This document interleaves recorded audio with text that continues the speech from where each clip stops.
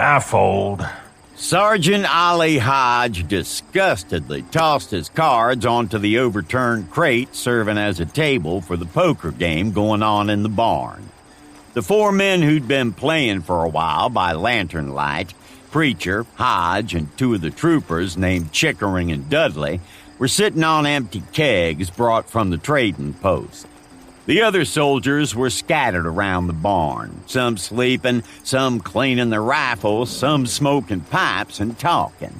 In the stalls, most of the horses were quiet, but a few stirred around as if something in the night air bothered them. Preacher took note of that skittishness as he leaned forward and used one hand to sweep up the little pile of matchsticks that represented the last pot. They were playing for very small stakes, just as a way of passing the time as much as anything else. I'm almost cleaned out. Dud, loan me some money. Sorry, Chick. I don't have any. You mean you're broke? Flat broke. But you can't be. I paid you what I owed you just before we left Fort Leavenworth, and there hasn't been any place you could spend it since then. I gave it to that girl in the trading post, Miss Jenny. You mean you bought something? No, I just gave it to her. For nothing? No reason? Oh, I had a reason. Oscar Dudley, I'm surprised at you. You're always so shy around women, and here you are telling me you gave a girl money for improper favors. Oh, wait just a doggone minute. There was nothing improper about what I got that girl to do for me. I don't want to hear about it. I gave her that money to hold for me because I knew if I kept it on me, sooner or later you'd try to get me to give it to you, Chick. What do you mean? I'm not in the habit of asking you for money. No, only every time I get my hands on some. What you gave me back at the fort, that was just the money I'd loaned you before.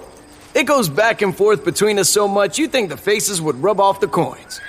You fellas hush for a minute.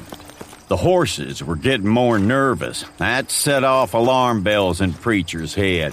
He glanced at Dog, who was lying on the ground nearby.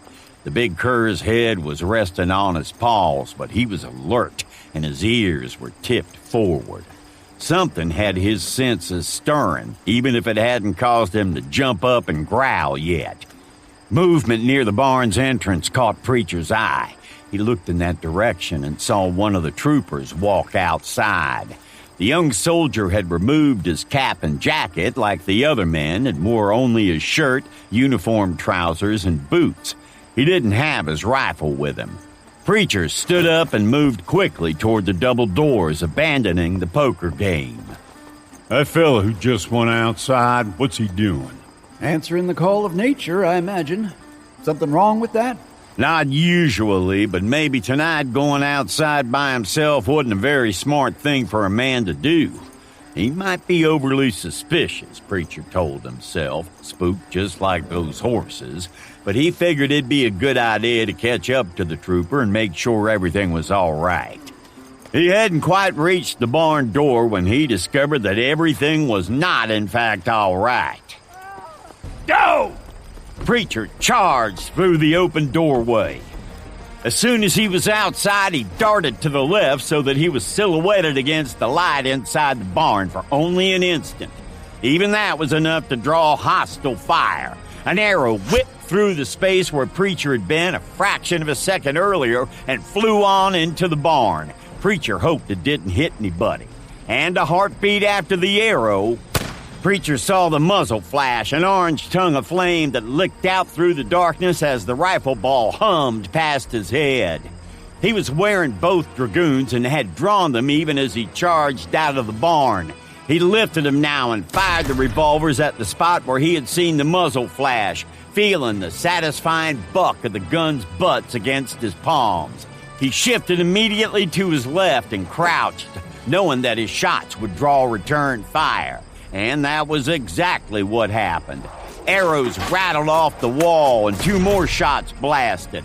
None of the arrows or bullets came close to Preacher, so he ignored them. From the corner of his eye, he caught sight of slashing motion in the shadows nearby and knew the dog was with him. Hunt! Stretched out low to the ground as he ran, the big cur vanished like a phantom into the darkness. Those bushwhackers wouldn't know he was there until it was too late.